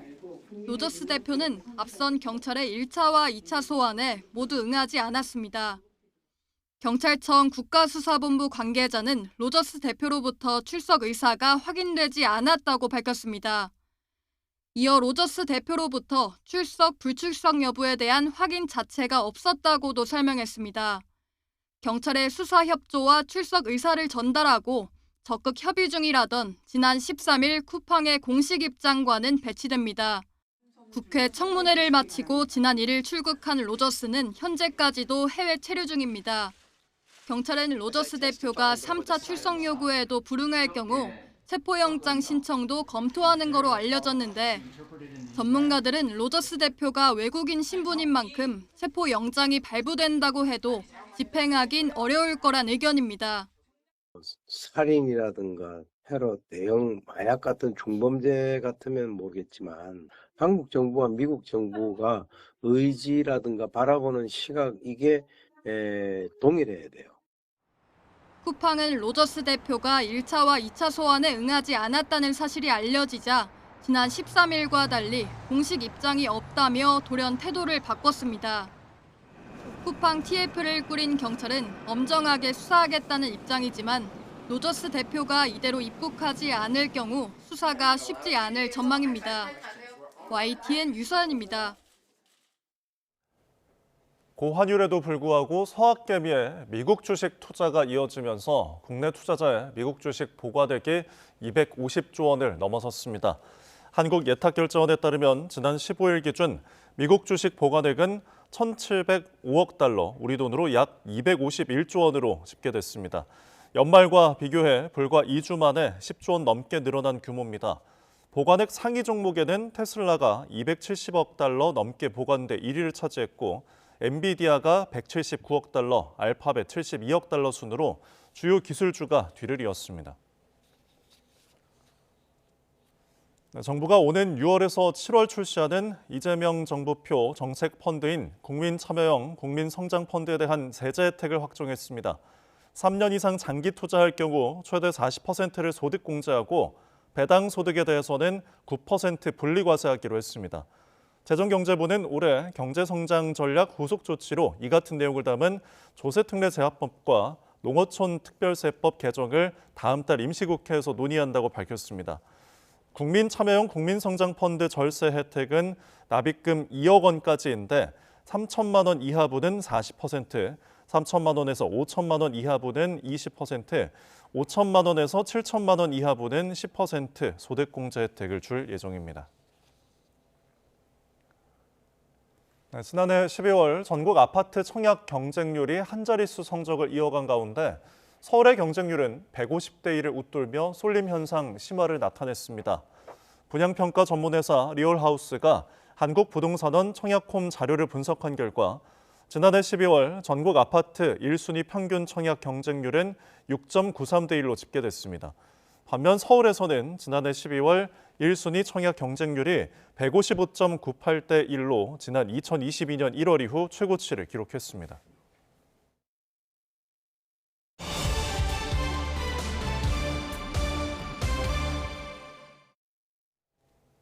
한덕수 전 국무총리의 내란 방조 혐의 사건 1심 선고가 내일 나옵니다. 한 전 총리의 선고 공판은 윤석열 전 대통령과 마찬가지로 실시간 중계될 예정인데요. 안동준 기자의 보도입니다. 내란 방조 등 혐의를 받는 한덕수 전 국무총리가 1심 선고를 앞두고 있습니다. 지난해 9월 시작된 첫 재판 이후 약 넉 달 만입니다. 선고 공판이 진행되는 법정 모습은 생중계를 통해 일반에 실시간으로 공개됩니다. 윤석열 전 대통령의 체포방해 재판 이후 두 번째로 특검이 기소한 사건 선고가 생중계됩니다. 이번 재판에서는 한 전 총리가 받는 크게 세 가지 혐의에 대한 법원의 판단이 이뤄집니다. 먼저 국무총리로서 대통령의 자의적 권한남용을 견제할 의무가 있음에도 비상계엄 선포를 막지 않고 방조한 혐의입니다. 또 최초 계엄 선포문의 법률적 결함을 보완하기 위해 사후 계엄 선포문에 서명한 뒤 폐기를 지시한 혐의도 받습니다. 지난해 윤 전 대통령의 헌법재판소 탄핵 심판에서 계엄 선포문을 인식하지 못했다며 위증한 혐의도 포함됩니다. 사후 계엄 선포문 작성과 폐기는 앞서 윤 전 대통령 재판에서 유죄로 인정된 만큼 비슷한 판단이 나올 가능성이 큽니다. 한 전 총리는 수사 단계부터 위증 혐의를 인정하고 있지만 내란 혐의에 대해서는 강하게 부인하고 있습니다. 비록 비상계엄을 막지 못했지만 비상계엄에 찬성하거나 비상계엄을 도우려 한 일은 결단코 없습니다. 특검은 앞서 한 전 총리에게 징역 15년을 구형했습니다. 선고량을 고려한다는 특검의 실질 구형 방침도 두 번째 시험대에 오릅니다. YTN 안동준입니다.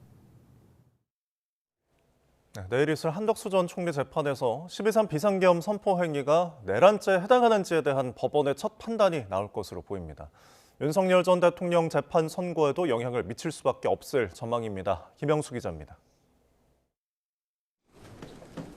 한덕수 전 총리는 윤석열 전 대통령의 비상계엄 선포에 동조하고 도운 혐의를 받습니다. 특검은 한 전 총리에게 내란 우두머리 방조 혐의를 적용해 재판에 넘겼고 재판부 요청에 따라 선택적 병합 형태로 내란 중요임무 종사 혐의까지 추가했습니다. 국회 기능이 마비되면 계엄 사태가 장기화되고 권력자에 의한 소위 친위 쿠데타는 권력 독점으로 이어진다는 사실을 이미 잘 알고 있었습니다. 이에 따라 재판부는 12.3 비상계엄 선포 행위가 형법상 내란죄에 해당하는지 판단하게 됩니다. 내란 사건에 대한 법원의 첫 판결이 나오는 겁니다.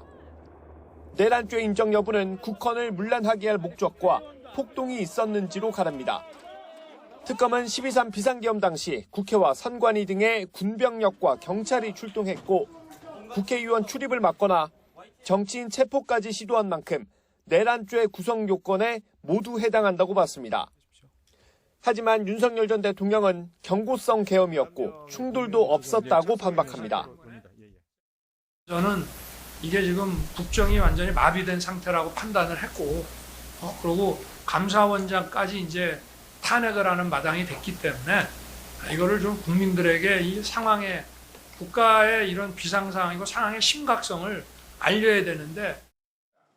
앞서 윤석열 전 대통령의 체포방해 혐의 사건 재판부는 비상계엄 전 국무회의에 대해 헌법과 계엄법을 정면으로 위반했다며 절차적 하자를 인정했습니다. 이번 재판에서 한덕수 전 총리의 내란 혐의가 인정되면 다음 달 선고를 앞둔 윤석열 전 대통령도 유죄 판결이 나올 가능성이 큽니다. YTN 김영수입니다. 네, 전해드린 대로 내일 내란 사건 가운데 처음으로 한덕수 전 국무총리의 내란 우두머리 방조 혐의 1심 선고가 예정돼 있습니다. 그리고 오늘 강선우 무소속 의원이 공천원금 의혹이 불거진 지 약 3주 만에 경찰에 출석을 해서 현재 조사를 받고 있는데요. 관련 내용들과 김병기 의원의 수사 상황에 대해서 양지민 변호사와 함께 이야기 나눠보겠습니다. 어서 오십시오. 안녕하세요. 네. 자, 내일 한덕수 전 국무총리 1심 선고가 열립니다. 법원이 생중계를 허가를 했는데 이게 전직 대통령이 아닌 피고인에 대해서는 처음이라고 하더라고요. 맞습니다. 다들 기억을 하시겠지만 박근혜 전 대통령이라든지 이명박 전 대통령에 대해서 이미 과거에 이 생중계가 이루어졌던 적이 있었고, 그리고 얼마 전 윤 전 대통령에 대한 이 체포방해 혐의를 받고 있는 그 사건에 대한 재판부의 선고를 역시 생중계 결정을 했습니다. 네. 물론 전직 대통령이라는 신분을 고려를 하고, 그리고 그들이 저지른 이제 죄 혐의를 고려를 했을 때 당연히 국민들의 알 권리를 충족해야 될 공익성이라는 것이 충족이 되고, 그래서 재판부에서도 어쨌든 재량으로 맡겨져 있는 부분이기 때문에 이것을 생중계한다라고 결정을 했었거든요. 네. 그런데 말씀해 주신 것처럼 이번 한덕수 전 총리에 대한 선고도 역시 법원이 생중계하겠다라고 결정을 했고, 그 이유는 아무래도 비상계엄이라는 선포가 됐을 때 이것이 내란이냐 아니냐를 많은 국민들이 관심을 가지고 이제 지켜보고 있는 부분이고, 비상계엄 사건의 사회적인 파장이라든지 그리고 지금까지 언론이라든지 이런 데서 다루어져 오면서 많은 국민들이 관심을 가졌던 그 측면을 고려를 했던 것으로 보입니다. 물론 네. 이 부분에 대해서 이제 1심 선고이기 때문에 얼마든지 이제 뭐 뒤집어질 가능성이 있다라고 해서 왜 확정 판결이 아닌 이제 선고임에도 불구하고 이렇게 공개하느냐라는 시각도 있지만, 다만 법원이 가장 집중했던 것은 말씀드린 그 공익성 차원에 집중을 했던 것으로 보입니다. 네. 자, 지난 결심 공판에서 이제 특검이 징역 15년을 재판부에 요청을 했습니다. 그런데 지금 이 혐의들이 내란 중요 임무 종사도 있고 위증도 있고 방조 혐의도 있습니다. 세부 쟁점을 좀 짚어주실까요? 말씀해주신 것처럼 지금 여러 가지 이제 혐의들을 받고 있는 상황인데, 최초에는 내란 방조 혐의로 이제 기소가 됐었습니다. 네. 그런데 재판부가 직권으로 그리고 요청을 해서 특검 측이 검찰 측에 요청을 해서 공소장 변경이 이루어졌고요. 여기에 내란 중요 임무 종사가 추가됐습니다. 네. 즉 내란 방조라는 것은 내란 우두머리로 이제 칭해지는 윤 전 대통령이 이러한 내란 행위를 하는 데 있어서 그것을 이 공범에 이를 정도는 아니지만 그래도 이것을 수방관했다, 방조의 혐의를 이제 처음에 수사기관 측에서는 묻고자 했던 것인데, 법원이 보기에는 어찌 보면 중요 임무 종사로 볼 여지도 있다라고 판단을 했던 것 같아요. 네. 그리고 재판부 입장에서는 아무래도 두 가지의 선택지가 있으면 그 중에 이제 판단을 하는데 좀 용이한 부분이 있기 때문에 중요 임무 종사까지도 추가를 하라라고 요청을 했던 것으로 보이고, 네. 중요 임무 종사 혐의가 만약에 인정이 된다라고 한다면 그것은 비상계엄 선포에 대해서 어쨌든 사전 인지를 하고 이것을 적극적으로 도왔다라고 볼 수 있는 측면이 있기 때문에 어느 부분으로 이 판단이 내려지는지도 하나의 관전 포인트가 될 수 있겠다라는 생각이 들고요. 네. 일단은 지금 15년형이 구형이 된 상황인데, 특검은 구형을 하면서 한 전 총리가 사실상의 이 내란을 막을 수 있는 유일한 사람이었음에도 불구하고 내란 범행에 오히려 가담을 했다라고 질책하기도 했습니다. 알겠습니다. 자, 혹시 뭐 조심스럽게 예상을 해본다면 어느 정도를 조금 범위를 좁힐 수 있을까요? 일단 한 전 총리의 경우에도 본인이 이제 뭐 사죄한다, 본인의 행위에 대해서 반성한다라는 입장을 밝히기는 했지만 네. 그럼에도 불구하고 내가 적극적으로 가담한 사실은 없다라고 계속 이야기를 하고 있거든요. 네. 이렇게 무죄 취지의 주장을 하고 있는 것으로 보이는데 무죄 판단이 나오기는 현실적으로 굉장히 좀 어려운 측면이 있다라는 생각이 들고, 예. 왜냐하면 지금 받고 있는 혐의 중에 하나가 이 사후 비상계엄 선포문 관련된 혐의 행위도 이번 재판 내용에 들어가 있는데 그렇습니다. 이 부분에 대해서 윤 전 대통령 관련된 재판에서는 이미 유죄로 판단이 됐거든요. 네. 그래서 물론 같은 재판부가 아니고 예. 사실관계에 대한 판단은 충분히 달라질 수 있겠지만 그럼에도 불구하고 법원의 특성상 다른 하급심 판례를 일단은 존중하는 취지를 가지고 있고 네. 만약에 사실관계 인정에 있어서 잘못된 부분이 없다라고 한다면 그 부분은 유죄로 인정될 가능성이 굉장히 높아 보이는 측면이 있고요. 예. 일단은 15년형이 구형이 됐지만 앞선 사례에서 보신 것처럼 그대로 구형량이 선고량으로 굳어지는 경우는 굉장히 드물기 때문에 15년형보다는 미치지는 못하는 그러한 형이 선고될 것으로 보입니다. 알겠습니다. 저희가 국무회의 속보가 들어와서 이 부분을 좀 전해드리고 이어가도록 하겠습니다. 지난 16일이었죠. 더불어민주당 주도로 국회 본회의를 통과한 이른바 2차 종합특검법이 국무회의에서도 조금 전 처리가 됐습니다. 이재명 대통령은 오늘 청와대에서 주재한 국무회의에서 윤석열, 김건희에 의한 내란 외환 및 국정농단 행위의 진상규명을 위한 특별검사 임명 등에 관한 법률안을 심의 의결했다는 소식입니다. 2차 종합특검법으로 불리는 이 법안, 기존 내란 특검과 김건희 특검, 최상병 특검 수사에서 부족했던 부분과 새롭게 발견된 범죄 혐의에 대한 수사를 특검에 맡기는 내용이 담겼습니다. 지자체 비상계엄 동조 의혹과 그리고 노상원 수첩 등 세부 내용들이 좀 저희가 지금 들어있는 것으로 보이는데요. 관련한 내용들 추가적으로 좀 전해드리면 특별검사는 더불어민주당과 비교섭단체 중 의석수가 가장 많은 단체, 즉 조국혁신당이 각각 한 명씩 추천한 사람 가운데 대통령이 결정을 하고요. 임명된 특검은 관계기관에 검사는 최대 15명, 공무원은 최대 130명을 파견해달라고 요청할 수가 있습니다. 또 20일간의 준비기간 이후 기본 90일 그리고 30일씩 두 차례 연장을 거쳐서 최장 150일 동안 수사를 진행할 수가 있습니다. 2차 종합특검법이 국무회의에서 의결됐다는 소식이었고요. 자세한 내용은 저희가 더 추가되는 대로 전해드리도록 하겠습니다. 네, 한덕수 전 국무총리의 선고가 이제 내일이고 그 부분을 저희가 지켜보도록 하겠고요. 주제를 좀 바꿔보겠습니다. 오늘 경찰에 강선우 무소속 의원이 이제 출석을 했습니다. 3주 만에 조사가 이제 진행이 되는 건데 보좌관과 지금 김경 서울시 의원 이 관련자들과 좀 의견이 진술이 좀 엇갈리는 것 같아요. 쟁점을 좀 짚어주실까요? 말씀해주신 것처럼 지금 이 서울청에 사건이 배당된 20일 만에 이제 사건 첫 소환 조사가 있었다라고 보시면 되겠고 네. 김경 시의원이라든지 아니면 이 보좌관에 대해서는 이미 3차 조사까지 다 이루어진 상황입니다. 그래서 수사기관 입장에서는 김경 시의원이나 보좌관의 입을 통해서 당시에 돈이 건네진 상황에 대한 자세하고 충분한 진술을 받았을 가능성이 있겠고 네. 이것을 근거로 해서 이 강선우 의원에게 사실관계 확인을 하는 그런 절차를 오늘 같이 거치게 될 것으로 보입니다. 다만 지금 말씀해 주신 것처럼 김경시 의원과 보좌관은 어쨌든 강 의원이 동석을 해서 그 자리에 있었다라고 진술을 하는 반면 네. 강 의원의 경우에는 나는 그 자리에 간 적이 없고 보좌관이 받아온 것을 나중에 인지하고 돌려줬다라는 취지의 주장을 하고 있어서 서로 지금 엇갈린 주장을 하고 있거든요. 네. 그래서 수사기관 입장에서는 강 의원의 진술의 신빙성이라든지 아니면 다른 이제 인물들의 신빙성을 따져보기 위해서라도 그 만난 대면한 과정이라든지 돈을 돌려준 과정에 대해서 시간 흐름에 따라서 굉장히 자세한 질문들을 건지게 될 것이고 예. 그리고 그러한 질문을 건넸을 때 돌아오는 답변이 뭔가 모순되는 부분이 있다라든지 아니면 이와 별도로 추가로 수집한 어떠한 통신사의 자료라든지 아니면 뭐 물증이 확보된 바가 있다라고 한다면 그것과 교차 검증을 해서 누구의 말이 맞는 것인지를 결국에는 확인을 하는 절차다라고 보여집니다. 네. 그리고 지금 이 1억 원의 성격을 두고서도 좀 어떤 것인지 추궁을 할 것으로 보이는데 아무래도 이 적용되는 혐의들이 정치자금법도 있고 청탁금지법 그리고 뇌물죄가 있잖아요. 그렇기 위해서는 이제 대가성이 좀 필요할 텐데 뭐 반환을 했다는 것을 뭐 이야기하기도 하고 반환 시점에 대해서도 좀 영향이 있을지 이 부분도 좀 짚어주실까요?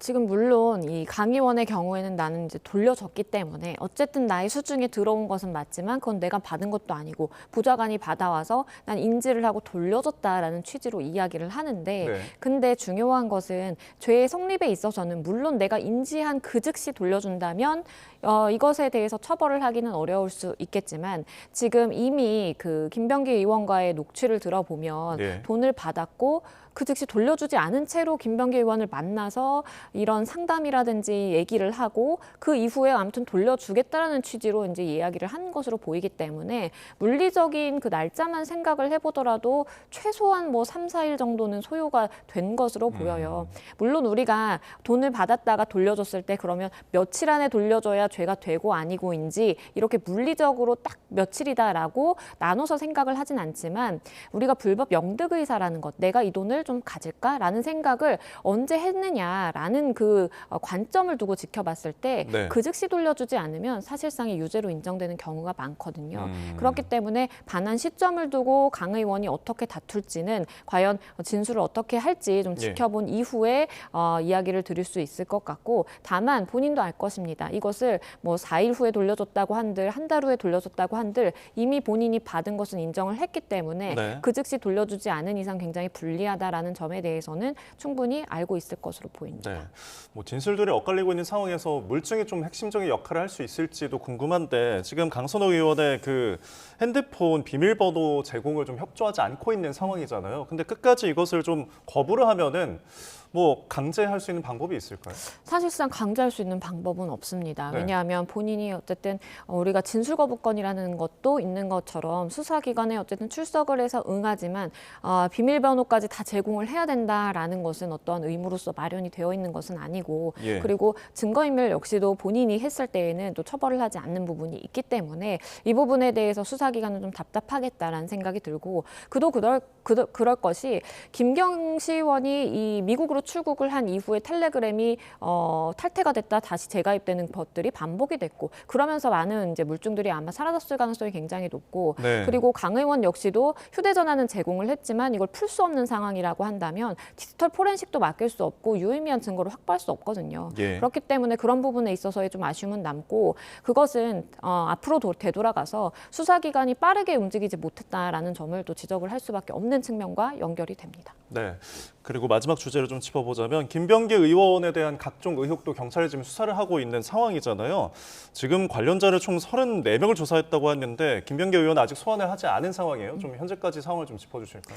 말씀해 주신 것처럼 지금 김병기 의원과 관련된 의혹이라든지 고소고발 사건이 29건 정도가 돼요. 네. 그래서 13가지 의혹에 대해서 일단 수사 중이다라고 지금 경찰에선 밝히고 있고 피의자와 참고인을 포함해서 34명을 조사를 했는데 아무래도 김 의원에 대해서는 뭐 증거물 분석이라든지 관련 당사자들의 이야기가 어느 정도 좀 무르익었을 때 수사 단계가 무르익었을 때 소환을 하겠다라는 취지인 것으로 보이고 네. 그래야만 사실 수사의 효율성도 높아질 수 있는 것이거든요. 그러한 취지다라고 보여집니다. 알겠습니다.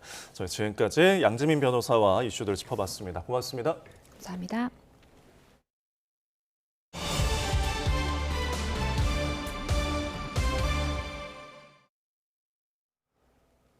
그린란드 사태로 미국과 유럽의 갈등이 깊어지고 있는 가운데 미국과 캐나다의 공동 우주방위 기구인 북미 항공우주방위 사령부가 그린란드로 군용기를 보냈다고 발표했습니다. AFP 통신 등에 따르면 북미 항공우주방위 사령부는 현지 시간 19일 성명을 통해 이 노라드 소속 군용기들이 그린란드에 있는 피투피크 미 공군 우주기지에 곧 도착할 것이라고 밝혔습니다. 노라드는 군용기들이 미국과 캐나다, 덴마크 왕국 간의 지속적인 방위 협력을 바탕으로 오랫동안 계획된 활동들을 지원할 것이라고 설명했습니다. 네, 그린란드를 둘러싼 미국과 유럽 간 관세 전쟁이 현실화할 경우 올해 세계 경제가 코로나19 대유행 기간을 제외하고 글로벌 금융위기 이후 가장 저조한 성장에 그칠 거라는 추정치가 나왔습니다. 글로벌 컨설팅 업체 옥스퍼드 이코노믹스는 미국이 유럽 8개국에 추가로 25%의 관세를 부과하겠다는 위협을 실행하고 이에 유럽이 똑같은 수준으로 보복한다고 가정하면 영향력 정점 시기인 2027년 초를 기준으로 미국 국내 총생산이 자사의 기준 전망치보다 1% 감소하는 것으로 추산됐다고 밝혔습니다. 다른 국가들까지 여파를 받는 시나리오에선 세계 경제 성장률이 올해 2.6%로 둔화하는 것으로 예측했습니다. 넷플릭스 인기 예능 흑백요리사 시즌2 출연자인 임성근 셰프가 음주운전 경력을 공개한 뒤 폭풍이 이어지고 있습니다. 흑백요리사는 시즌 1에 이어 이번 시즌도 출연자 과거 논란을 피해가지 못했습니다. 김승환 기자입니다. 임성근 셰프는 자신감 있는 태도와 실력, 유쾌한 캐릭터를 앞세워 단숨에 인기 출연자로 떠올랐습니다. 고기 요리를 한 40년 가까이 했기 때문에 갈비 요리는 누구보다 잘한다고 생각하거든요. 하지만 임 씨는 최근 자신의 유튜브 채널을 통해 과거 3차례 음주운전에 적발됐던 사실을 직접 공개했습니다. 술을 좋아하다 보니까 좀 실수를 했는데 10년에 걸쳐서 내가 한 3번 정도 뭐 이렇게 음주를 했던 게 있어요. 이 영상은 언론이 임 씨의 과거 음주운전 전력과 관련해 취재에 나선 직후 올린 거로 알려지면서 사과의 진정성을 둘러싼 논란이 불거졌습니다. 흑백요리사2 흥행 이후 임 씨를 앞다퉈 출연시키거나 출연을 검토하던 방송과도 분위기가 달라졌습니다. 예정됐던 방송이 취소되거나 출연을 보류하는 등 여파가 이어졌습니다. 판결문 내용이 보도되면서 논란이 커진 그런 상황. 그래서 핵심을 흐린 고백이다. 책임을 응감을 보여야 된다. 이런 의견들이 뒤따라 나왔습니다. 흑백요리사는 시즌 1에서도 방송 이후 출연자들 논란으로 홍역을 치른 바 있습니다. 반복되는 출연자 논란 속에서 프로그램의 인기만큼이나 책임과 검증의 기준도 높아져야 한다는 지적이 나옵니다. YTN 김승환입니다.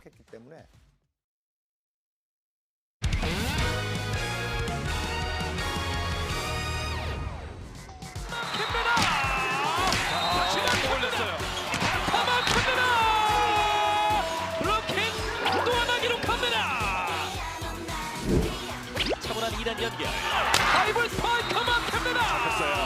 바이르사이언 막힙니다. 핸드캡탈 브로킹 괜찮았어요. 허수민 선수가 잘 막았네요. 살려놓고 때립니다. 발로 보나 막힙니다. 바쁘시네요. 네. 퀵오픈 다시만 돌렸어요. 신호진 김호진 강타 막힙니다. 블로킹 또 하나 기록합니다. 성공이 막힙니다. 핸드캡탈의 높은 브로킹을 견디기가 쉽지 않네요. 오늘은 현대캐피탈의 초롱성과 같은 성벽이 만들어집니다.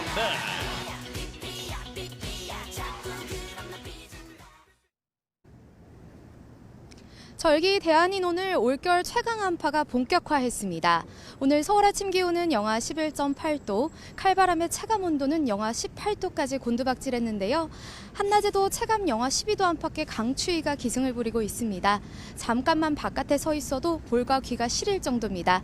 나오실 때는 보온에 각별히 신경 써주시기 바랍니다. 현재 서울 등 전국 대부분 지역에 한파특보가 발효 중입니다. 경기 북부와 강원도에 이어 충북과 경북 지방에도 한파경보가 내려졌는데요. 한기가 켜켜이 쌓이며 한파는 모레 절정에 달하겠습니다. 내일 서울 아침 기온은 영하 13도로 오늘보다 조금 더 낮겠고요. 체감 온도는 영하 20도 안팎까지 떨어지겠습니다. 남은 한 주간 강력한 한파가 지속하는 만큼 한랭질환과 동파 사고에 유의하시기 바랍니다.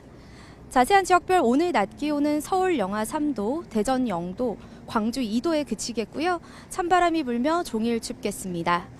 내일 새벽부터는 호남 서해안과 제주 산간을 중심으로 강하고 많은 눈이 집중되겠습니다. 강수 소식이 없는 영남 해안은 대개 건조함이 계속될 전망입니다. 현재 중부지방을 중심으로는 여전히 눈이 쌓여 있는 곳이 있습니다. 한파 속 빙판길 사고 없도록 주의하시기 바랍니다.